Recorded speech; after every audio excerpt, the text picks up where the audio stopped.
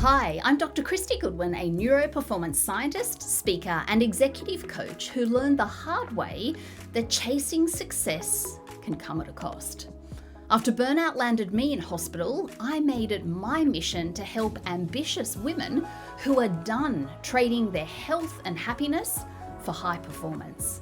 On Spacious Success, I share science-backed strategies and real stories to help you flourish as a female at work and beyond so you can stop paying the success tax.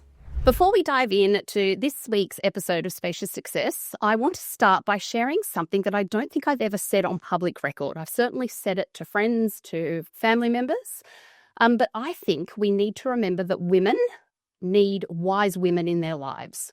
We really, really do. Women need mentors, we need friends, we need steady hands, we need big hearts to guide us, not just in business, but in life. And for me, I'm going to get teary, Maggie has been that and so much more. Maggie has walked beside me through some of life's most challenging chapters, parenting conundrums that have left me in tears or maybe just scratching my head, a miscarriage that cracked me wide open, my husband's cancer diagnosis, and a legal battle that left my business teetering. Throughout all of this, Maggie offered guidance in the mess, a language for strange things I couldn't articulate or name, a sense of perspective, and that was one of the biggest things. When the world felt shaky, Maggie was that calm sense of presence. She always had a good laugh, a funny meme, or a photo to make me laugh, usually of her wearing the wrong shoes, mismatching shoes at the airport or on stage. And in the truest sense of the phrase, Maggie has lifted me up as she rose, because that's what rising tides do. So I want this episode to be the reminder for you to seek out mentors, seek out friends, seek out wise women in your life. And I also want to remind you to reciprocate. When you have an opportunity and you have the capacity, please try to reciprocate to lift others too. So this episode isn't just for mothers tuning in, but it's for the women that are holding it all, feeling like it's too much. The careers, the children, grief, growth, and asking, is there a better way to do it? I promise that there won't be any more tears, Maggie. Well, I can't promise that.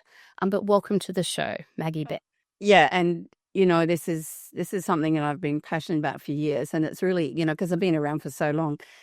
And one of the most beautiful gifts I get today is running into people who say, "Oh, look, I stumbled upon you when my kids were 3 and 4, and you just gave me that sense that none of this is easy, and it's okay, and not to be perfect." But not only that, every now and then I've shared something you've said, which in our group has then made that. So it's like this dropping that little pebble that can spread that you don't understand. And when I was, a lady in the Vancouver aquarium last April reached out and called out, "Maggie Dent, you changed my life. I used to hate little shits and now I love them." So much of my work is based in traditional cultures of how they've raised children and families. And you're exactly right. In I can't remember which number book, when I wrote about 9 things, I wrote that everyone needs a wise Wilma, because in traditional cultures, there's always a wise woman. But that wise woman doesn't come in and tell you what you're doing wrong. The wise woman sits there with grace, makes you a cup of tea. But if you come and ask her, she's going to give you some wisdom that when you walk away, you will feel better, not worse. And she will reassure you so much. And that's exactly when I noticed that was exactly what was happening. I wanted to be that voice. And what's now beautiful, it's not just for mums. I have dads who stop me now and say, "Maggie, can I have a hug and a selfie? My wife's going to lose her shit." She says, "I've caught up with you." So I think that is the greatest kind of honor, to be able, we absolutely need some of the basics from back then. But also when you explore that to today, you'll understand why things have become so incredibly challenging, mainly for our mums. They have. And thank you. I said we weren't going to cry, but I'm already crying again. So I want to start by a little story. You know my husband, Nick, an awesome, great man. But the other night we went to bed. He fell asleep within 2 minutes. I lay there wide awake. And the mental checklist: had I paid for the end of year class contribution for the class gifts? Had I set up the direct debit for the electricity bill? Had I replied to the 18 WhatsApp messages that I was going to triage that night? Then his snoring got louder. I got more agitated. And then I started thinking, I really regret a joke that I shared in a keynote a couple of years ago. Yeah. Oh my goodness, I haven't made the kids' dentist appointment that got cancelled. And I hear this from a lot of women. We talk about the mental load, the kin-keeping roles that women often fulfill. We know there's hormonal reasons for this. Can you explain why I was doing this and why so many other women lay there in similar situations at night? Oh, look, the very first thing is that Nick is a male brain, which is a single focus. So he's just gone into the go to sleep box and goes to sleep. Because if we go back to traditional cultures, what was their job? Their job really was to protect and defend all of us who are more vulnerable. So if they didn't have a mammoth to kill, it was a deer for dinner. If they didn't need those, they practiced killing, so they're really good at it. And then when they came home, they went to sleep. Like, it's just literally single focus. So we, right back in those days, women did everything else. Not only did they have to keep looking after everything from babies to the elderly, and that's not just in the safe environment. Remember, there were no schools to send them off to for 6 hours a day, which is also really important because the kids just played and were feral, which is where they learnt how to fall out of trees and how sometimes older kids need to look after, it's just the basics of Mother Nature.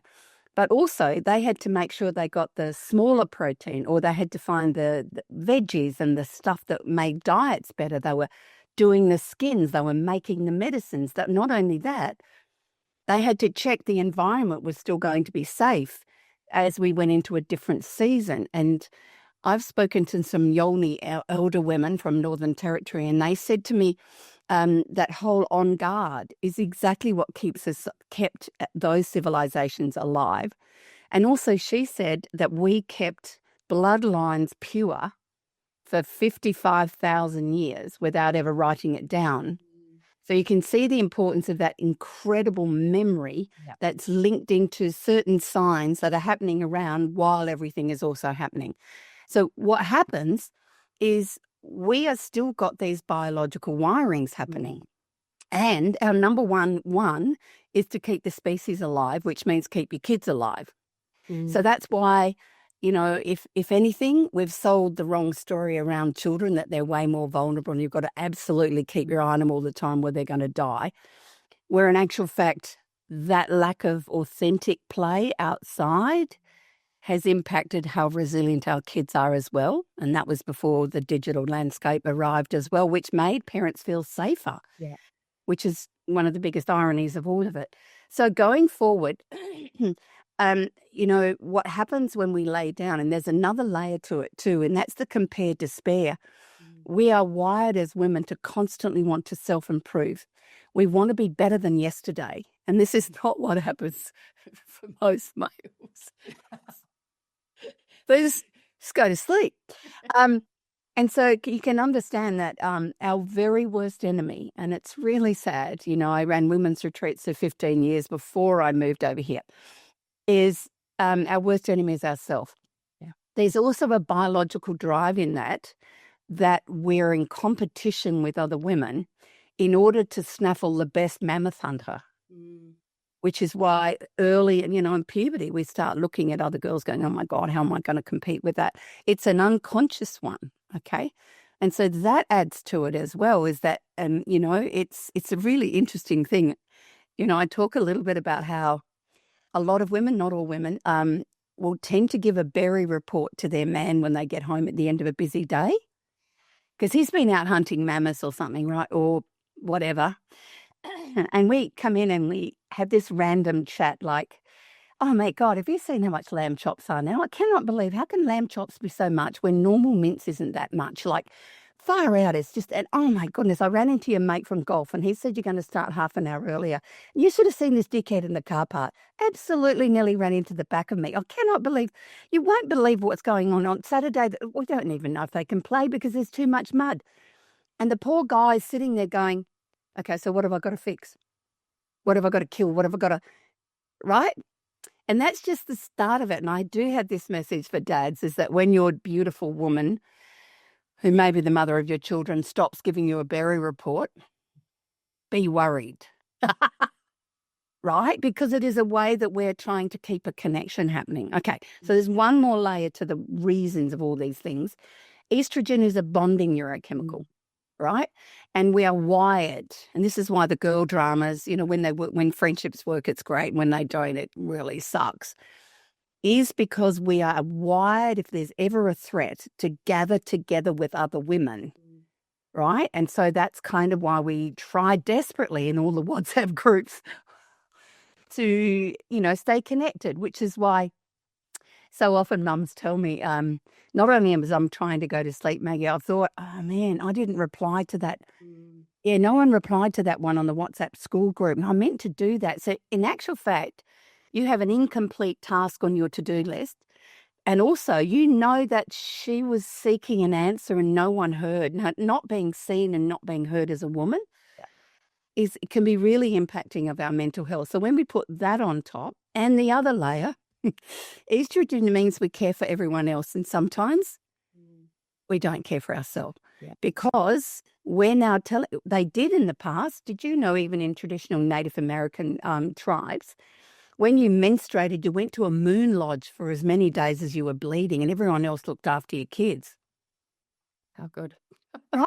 So you can see how we've shifted from honouring self, it's a part of us, to that being almost a sign of weakness, and that the martyr then turns up that says, I want to rescue everyone. So I talk about the burnt chop syndrome, which is how often do mums serving up the food take the lousiest bit? What are we modelling for our kids about women's worth and value, especially to our daughters? So again, it's been a shift gradually.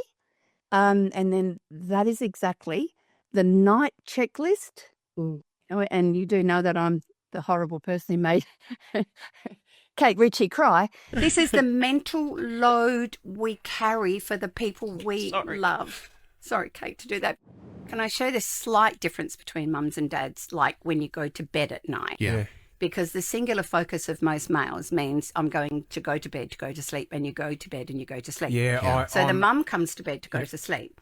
But we're biologically wired to make sure that we're caring really well because of estrogen. So we'll go through every decision we made during the day, from, breakfast right through. Not only that, well, my God, they didn't eat enough broccoli. Geez, did I have enough of that in the lunchbox? That's a female thing, isn't it? It's a female thing. And then we second guess and we beat ourselves up. And then we're wondering if they'll get into university. And then we've gone back and regret something we did at our 21st. And then we've come forward to the kids again, comparing to somebody else. Oh my then God. We've gone, oh my God, my eyebrows, I'll need to put that in. There's a load of washing in. Have I got it, Kate? Right? And about 1 o'clock in the morning. It's getting emotional. Yeah. But it was an interesting shift around that, because when I explained that mental load, you forgot to mention that you're planning the next book week costume. Oh, we're going to get to that next. Yeah, good. So It's on the list, don't worry. Don't worry, it's on the list. So glad, because I cannot believe how that's turned into an Olympic sport. And what was interesting is the two, and I love their two guys, Fitzy and Whipper, a gorgeous man. They ask me lots of parenting stuff when I go in. Kind of laugh because I felt uncomfortable. They didn't actually have a clue what we were talking about. And then we started getting messages from really loving dads saying, well, why didn't you tell me? How can I help? So it's invisible at that. That's, yeah. And I loved what you described with the biological drivers. I think women feel guilty for feeling like this, but we know you described it perfectly. Estrogen is the hormone of servitude and accommodation. We are biologically wired to fulfill king-keeping roles. And as you so wisely suggested, that has become intensified in the digital load. We now know, and there's numerous studies that are corroborating what many of us feel, and that is that women are absorbing far more of they're calling it the double digital burden. We're the ones added to the WhatsApp groups. We're the ones that are getting the class communications through. And so that has, amplified the problem even more. No question. So I want to address the dreaded book week costume. So I have 3 sons ranging in age from 15 down to 6. And I will admit, My gosh, look at that girl. Yep. 15 and 12-year-olds really couldn't have cared much about Book Week, and neither could I. I'm not a crafting mum. They were happy to raid the dress-up box and find something and repurpose it into a book character. That was great.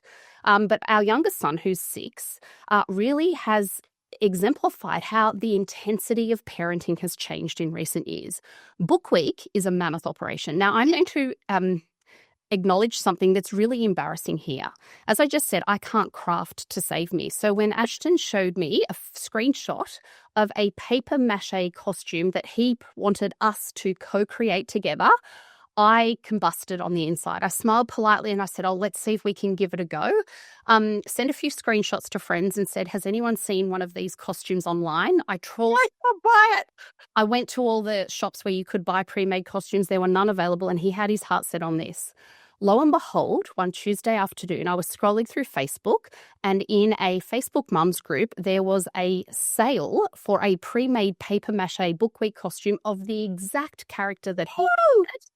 And I quickly went in and said to her, this is where it gets embarrassing, I will pay above what you have asked. Please, can I have this? She wrote back to me and said, I'm so sorry, somebody's already taken it. I wrote back, DM'd her in desperation and said, I will pay double what this person had offered if I can have it, and I will bring cash and have it collected tomorrow. She declined, and then the beautiful woman sent me step-by-step instructions and photos of how she basically spent 5 hours making it. Now, I will share on the video, if you're watching this, a photo that I just sent to Maggie, and it contrasts a typical Book Week costume in the 80s, which is basically a Victoria bitter, so for international listeners, a popular Australian beer, a box that has basically had the head and arms cut out of it and popped over the child's head, compared to the 2025 costume that my son was expecting. Why has why particularly has motherhood intensified? And are you seeing this? Am I just imagining it? No. And it's that, once again, one of the things that happened that has also made it worse. So when I was in the 80s, it was pretty a kind of low-key thing. Now, I have my own Book Week story because, of course, one day I forgot. And I had 3 boys heading off. And so I quickly grabbed some pillowcases and drew some stuff in texters, and they said it sucked. And, of course, it sucked. But it wasn't a big a deal. And it double sucked because I was a high school English teacher. So you're an English teacher. And I taught at the same school. Anyway, so what I've noticed is there wasn't much information for us then. And also we got one note in the school bag, in the oldest boy's bag. And that's if you remember to bring it home. That was it. That was all the school communication I got. Unless, of course, they called because something really big. So can you see the shift in just that amount of time is that we are overly investing in getting too much information, I believe, and teachers believe the same. Yeah. So secondly, going back to that, so what's happened is there's too much information, right? And that means every mum who had a moment that's a normal moment of conflict in her family, and this was what was happening when I was on Nova, sometimes in Perth, I'd have a lovely mum ring up whose first child, and it's 2.5, and she's asking me, how do you stop tantrums? And I'm going, oh, no, that's a sign your child's developing beautifully. And there's a reason for that, and I was starting to normalize the things that are challenging with our kids. And then that's exactly because it's like I have to be doing something wrong. And so what's happened in that space is then Insta turned up. I mean, Facebook originally, but, most mums are on Insta and WhatsApp. And so the compare again and despair again, and they're seeing women in the most exquisite leisure wear with their hair done amazingly in perfect eyebrows, dropping off immaculately dressed children at school. And they're all going, far out, I'm really behind the 8 ball here. So the comparison stuff intensified with social media. Yeah. And I've seen it with my own daughter-in-laws, and even though we behind the scenes chuckle about it, and I've been encouraging them to be as imperfect as possible, because what happens is if you've got a couple of other mums who are comfortable without playing that game, then you actually can, the very fact, I think I owned up on one of my podcasts that I went once without bras instead of a leisure. We didn't have those things, and no eyebrows, no makeup, no nothing. So the pressure on women to look a certain way, to be master chefs in the kitchen, to be goddesses in the bedroom, to have a house that matches. Now, that wasn't a thing. Yeah. So every single one of those, women are looking at how am I measuring on each of these scales. And that's what happens as we try to fall asleep at night is, gee, they didn't eat broccoli, so I'm a terrible mum. And yes, they do start planning next year's book week thing the week after the last one because we've put this intensified pressure on you to be a perfect mother, which is absolute crap. And I think it's probably why people come along for a good laugh because I absolutely own all my muck-ups. And yet I've raised some pretty decent humans who are very loving dads. So I think, how do we turn that around if the beauty industry only puts one way of being too? Now, I have good news for all of you lovely women. Something good happens as you get older. I know it's awful because gravity starts winning and there's lines and there's perimenopause. Man, I could do another episode on that alone. Even I forgot the kids, left one at the pool. Anyway, and then as we get past that one a little, there's this I don't give a shit that kicks in. Yeah. And it kicks in earlier when you have other beautiful women who you can catch up for a coffee or a wine, who own all their muck-ups. We laugh and we cry, we probably fart. We do all these things in a little group because what we're doing is what women did in the caves. They sat around together and shared all the moments. They laughed, they cried, which is like a therapy session. Unfortunately, so many of today's mums, particularly with their little bubbies, are alone and they're in silos because the village is disintegrated. So it is one of my, there's a part of me that has this burning idea, and this is only between you and me and not everyone who's listening, is I'd love to be able to set up a site that says, help. Someone drop in for an hour so I can have a shower and a wee in peace. Because I've done this with my own daughter, but I've also done it to some other friends where I've said, look, I've got some time this morning. Any chance I could just take the baby for a walk around the block for an hour? And when I've come back, I have a different woman who's had time to have a shower, do her hair, pluck her eyebrows or whatever, and sit down and have a cup of tea. That is it. It is not necessarily having an enormous, but we have to give these pockets of time to fill our own cup. And I think the world hasn't got enough of that. And then on top of it, of course, so often if you are in a two-parent family, you both have to work to be able to pay the blasted mortgage at the moment. So that pressure takes away the choice, puts more stress because every woman will lay in bed wondering if we're going to make the house payment. Yeah. There are so many threads I want to pull on there. Yes. And I'm going to pull on a few and hope that my failing brain fog doesn't turn up at this moment. I'm going to start there because the brain fog will kick in.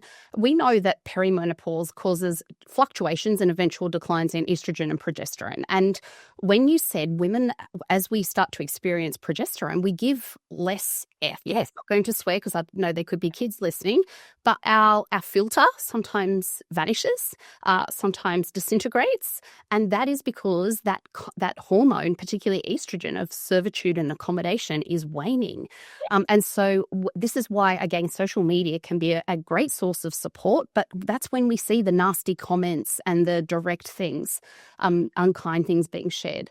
Another thread when you said that women are craving connection. We are more connected but disconnected. That's it. Loneliness is a global epidemic. And we are seeing it, as you said, particularly with new mums. If we are geographically separated from our family, that problem is even more amplified. So I think that's a whole lot of confounding factors that are colliding. It's almost like a superstorm that mean that women, particularly today, ambitious and accomplished women, are trying to parent like they're in the 1950s. The lunch boxes, the costumes, the fancy elaborate parties. Like, let's not talk about parties. And then they're working as well, like it's 2025. And let's be honest, the demands of work have changed. So it's these factors. And then, as you said, they tend to be absorbing, and the research is telling us this digital load. We forget things. The average human is processing 74 gigabytes of data a day. Our brains were never designed for that much. Our hippocampus, the memory center, can't hold it. That's what I couldn't remember my boys' names, and I didn't have phone. So, Thank you. I don't remember. Actually, poor dog is often referred to as one of the children are referred to as I love your dog. Tommy. So this makes me want to ask, like, I think there's also an industry out there. I think we've commercialized motherhood, we've industrialized motherhood, and we often promote the solution being, well, women just need to invest in self-care. It's the fix. We've now got mummy gummies. We've got mummy wine culture. We've got the Get Your Glow Back powders that are sold to us in sponsored posts on social media. Motherhood that's associated with exhaustion and depletion, it sells. Unfortunately, Of course. how do we come back to that? How do we fight that? How do we acknowledge that? And how do we come back to what will actually serve us? Look, I think it's, and I really honour the work you're doing in the corporate space around this, Christy, but also what we need to recognise, and this is another really big thing, that when we become a mother, we actually create a whole new identity. And this is another reason why everything gets so mucky. Because we've got to work out who we are now as a mother versus who I was as, wherever I was working. It doesn't matter what you were doing. And it happens even for early childhood educators. They say, whoa, what? And fortunately, we're now getting a lot more beautiful women writing about matrescence, which is about this journey. I think we need to share that as an understanding because that's a part of adding to the stress of this. And I think what we then do, we have to turn tech into being our aid and our support and our village that actually, and I think, that is something going forward, but it's not easy because when you're tired, you can't handle the negative comment, even for someone else. So it's, and it's not easy, as you know. We have to curate those feeds. I disappear for weeks at a time because I can't handle it. And yet I only try and contribute stuff that adds to people's lives and makes them laugh with really stupid stuff. Can you see? It's not easy. When you're tired, as you know, the more stressed we are at night, the more likely we're going to go on. And I think I love that image that sometimes when a woman opens the door some days and gets a parcel she doesn't even remember ordering, it's because what is the distraction that I'm trying to do to put more joy into my life? So creating those little, I'm going to say small cup fillers, not the biggies. What are the little habits you do? And I think the nervous system responds brilliantly, doesn't it? And you're better at that than me. But I had to work out that sometimes when my boys were doing my head in, I needed to go for a walk. And I still walk today with my stress. I go in nature and I cool myself down. I do that sometimes when I'm in the middle of Sydney before a major conference because I know that works for me, right? So... And you're exactly right. The research tells us, I call them piccolo breaks. They don't have to be coffee. I love it. Micro breaks. 2 to 10 minutes has been scientifically proven as the most essential break that you can take. And walking, the reason walking works for us is because things move past our eyes and that optic flow quietens down part of our brain called the amygdala, which is the worry center, the emotional hub. So that's why literally, as you said, going for a walk, some of the best advice you gave me was investing in some chocolate and hiding it. Good quality. But the problem I'm facing now is that because of my brain fog, I'm forgetting where I've hidden things. So I go to get the stash of chocolate and it's unknown to me where it is. There was something else that you said there, and I think I just want to touch on this. I definitely agree we need to be talking about matrescence, that period where we go from, being a woman into a mother. But what I also think is happening at this time is because many women, for a variety of reasons, are electing to have children later in life. Motherhood and matrescence is often colliding with perimenopause. And so this is both of those in and of themselves are massive hormonal disruptions, biological transitions, massive neurobiological changes. And I think they're happening simultaneously. And I love what you say about we need to be with women. We know that women, when we are in proximity, like physical proximity with other women, our brains release oxytocin. We tend to befriend. Men do not get as much of an oxytocin hit when they're sitting and chatting and talking about their problems. And so we need our people, and maybe that is online. We need to share, as you said, the shiny and the shabby.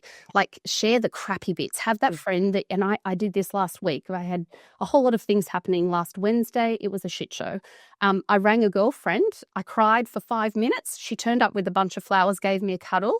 I was a different person. Yes. And I think we need to remember we need that community. And we've lost that. And we have to be more intentional about the community and those breaks, because as women, we really do. We can't run on empty. I think there's one other thing underneath all that, and that is that we have to put the stick down that we beat ourselves up with. Right. And sometimes that may need some professional support. Yeah. Because we could be running stories about our inadequacies that are actually coming from our childhood. And many people have heard me talk, my mum wasn't a warm, loving woman. So as I grew into my teen years, I kept thinking, oh, God, so how can anyone like you if your mum can't love you? Yeah. So I became a people pleaser and an overachiever in order to make myself feel better. And when I finally identified that, that is another thing that I was doing to exhaust myself, not just over caring for everyone else, but actually saying yes to things. My body was saying, no, you're already cooked. Like, don't. And it took me a while. And it's one of the activities I do in women's retreats where you have a request, and then I make the women go around the room and people have to say no 10 times before they say yes. Because we want to get used to you saying, I can't do that. It doesn't work for me. Right? Because we have to practice saying that. And it's going back to that also around when I share the story about the haircut, because that's another reason that we as women, every now and then we know we need to put a boundary in place, but there's a part of us that realizes if I just say I don't like my haircut, then I'm going to upset my hairdresser. I really like her. And I know that she's going to have a crap day after me saying I don't like my haircut. So we become overly responsible for other people's feelings. And that's coming from a beautiful place, right? And then we know if we say that, next time we come, it's going to be a bit awkward, because the emotional intensity of women is far more unpredictable, complex, and heavier than many of our men. No, they get big feelings. I get that. But we have a tendency for ruminating loops. And so the other thing, how do we turn that off? And that's why sometimes, and I'm just remind everyone, there is a free audio for mums on my website that's really good at turning off it's the voice in your head at night that if you can turn it off, and that's why I really encourage anyone who has a habit of putting certain things on to turn it off, you won't be awake till 2:00. It won't mean you will still be thinking of how on earth are we going to get Christmas dinner sorted and where am I at, the tree will probably fall over again, and what size is my nephew's T-shirt going to be. You'll still do some of that, but I think we don't go, we collapse into sleep, which means the next day, as you know, that's going to be pretty crap as well, because we actually need that. And I'm going to suggest that would be the number one other one I'd look at, looking at everything that can possibly improve your sleep, all those weirdo teas and things. For me, my go-to when I know I've had a big night, or, not a big night on the grog, big night doing webinars till 9:30 at night, because I'm at 9 o'clock in bed, 5:30, 6 o'clock up. Likewise. So I do the Epsom salts in the bath with lavender, and I really genuinely, I read a book in the bath, because that tends to turn my brain off from whatever it is, and it's working. But I'm now 70 with me. I don't give a crap kind of. So I'm going to, just basically, I very rarely do the ruminating loop anymore, because as you know, I share all my, I've fallen upstairs. I've had chin whiskers I own. I've decided the more authentic we are with other women around the moments that we used to beat ourselves up with, the easier it becomes for other women. And that's what I want to model, that the imperfect woman with a great sense of humor, she's like a godsend to the world. And thank you for doing the same. And I really think we need to challenge the martyr mother mode. I think many women are, and again, through no fault of their own, no fault of their mothers, when I love Maya Angelou's quote that when you know better, you do better. And I think many women are emulating the role models they saw. I think it's Nicola Jane Hobbs. I'll find the exact quote, but she wrote that she grew up never seeing what a rested woman looks like. Yes. And I think we've still taken that into our modern lives today. And then we've piled on this extra digital load. We've piled on often part-time, if not full-time work on top of that. And then women are looking around saying, what is wrong with me? What am I doing wrong? Why can't I get self-care? Exactly what they say. And I think, as you said, saying no, having firm, loving boundaries. Danielle Laporte has a great quote, and I might have to drop, I will try not to swear. I think it says, big open heart, wide effing fence. And we can have loving, firm boundaries and parameters, and those connections with others are so important. I've got two more questions. One, I read Reshma Sajani, I hope I said her name correctly, said recently, mothers don't break, but they're broken right now. And I know you and the fabulous Dr. Vanessa Lapointe are coming home to ourselves earlier this year for mums. Because I think you said in something that I read that many women, far too many women, are pouring from an empty cup. Why do we need this? And my second question is, what do you do as a wise woman who has learned better, who's doing better, who's got the life lessons under her belt? What's one bit of advice you could give to other women as we close out so they can experience what I call spacious success? Yeah.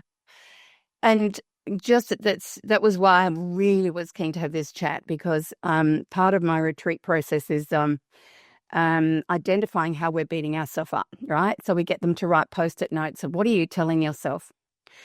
And Vanessa and I cried and sobbed with the messages on the wall. They weren't the same as 20 years ago. They were, I'm a worse mum, my kids would be better with a different mum, and it was, we had over 150 people, mums in the room. And so what it was the nervous system in these mums who've been carrying this load, who are absolutely beating themselves up, who hate who they are as a mother, are just, they're broken, right? So even just saying, let's go for a walk, I just had to work on their nervous systems. And so we did lots of crazy tapping, and there were lots of swear words to reduce it. We did the things that women do when they shift nervous energy without therapy. We danced and sang loudly together. And it was interesting because I just wanted them to shift the heaviness and remember about joy and remember about what lifts me up. And so it was a really good reminder to me, because I hadn't been putting my normal music on at home that I do. Isn't that true? I was getting more in work mode, and I was listening to podcasts that might help me with that. And I suddenly thought, hold on. Yeah. I've got to put that joy back in. The songs that we've loved when we were younger. And this is what happened. There were women just crying with joy. I haven't danced like this for so long. I haven't sung as loudly and badly as this for so long. So my biggest tip is, it's about knowing you actually have inside you this beautiful, wise voice. Inside every single human is a source of light. We can't hear it because of the ego and because of the shadow. And I think that's it. Whatever you can do to find the quiet voice that can remember how beautiful it is to stand and look at the full moon, to pause when they see a flower, to look at a mum with a baby and go, oh man, look at that love. I think it's those little moments of joy that will be so much more powerful, going forward, that we all, it's about that moment, that, because I've worked in death and dying, Christy, and know that. And the number of times I've worked with, people who thought they had a lot more time. Yeah. How would you be if this was your last week on earth? How would you be with the people you love? How would you be? Seriously? Because whatever you might do or say, do it every day. Oh, I'm struggling to find words. In my keynotes, I remind people there's a great book by Oliver Burkeman who wrote 4,000 Weeks. And it's a very sober reminder that, our time is finite. And I think so many of us, particularly women, this is why I'm doing this podcast, I see so many incredible women who are colleagues, who are friends, who are mums at school, who I stand on the sidelines with. And they are, as Reshmi said, they're broken. And we need to live as powered up, high-res humans. And I think, as you said, it's the simple abundances in life that we forget because we're so frantic, frenetic, and frazzled. And something that I do with my coaching clients is I get them to create what I call a pleasure playlist. Yes. Jotting down all the things that we've often forgotten. This is why I think Lisa and Sarah's dance clubs. Yes, I love it. They looked in. They have you. Oh, let me know. Yes. That's what women are craving, is it? When I ask a lot of women, what do you do for fun? There is this awkward, stunted silence because many of us have forgotten. So I am incredibly grateful for your wise words that you've shared, for the work that you've done for parents throughout the world, the work you've done obviously for women. And as I said at the beginning, my life would be very different in so many ways without you.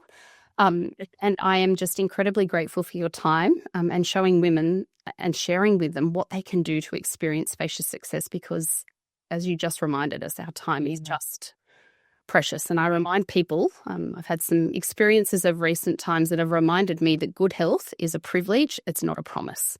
And I think those wise words, like make the most of every day, do the things that you derive pleasure from, and you're doing a good enough job. Without guilt. Yes. Without regret. Just, yes, Maggie says. What would Maggie do? You know what, Maggie? I often think that, and it often involves a cup of tea, the block of chocolate, if I can find it in the great location I planted it, and shutting the door. That's up there with the best advice. Huge thank you, Maggie. I know the listeners will get a lot from this, and thank you for shining the light in the world in the way that you do. So thank you. Love you, beautiful Christy. Thank you, and big hugs to everyone.